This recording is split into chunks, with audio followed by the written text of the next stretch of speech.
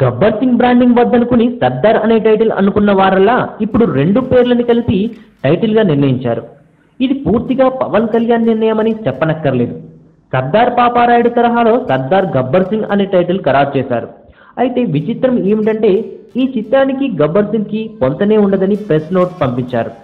ఇది గబ్బర్ సింగ్కి సీక్వెల్ లేదా ప్రీక్వెల్ కాదని తేల్చేశారు. మరి పవన్ గెటప్తో సహా గబ్బర్ సింగ్ని ఎందుకు దించారో అర్థం కావట్లేదు. ఇదే విధంగా సీక్వెల్ కాదని చెప్పదలుచుకుంటే టైటిల్లో గబ్బర్ సింగ్ని ఎందుకు చేర్చారనేది పవన్ స్టారే చెప్పాలి.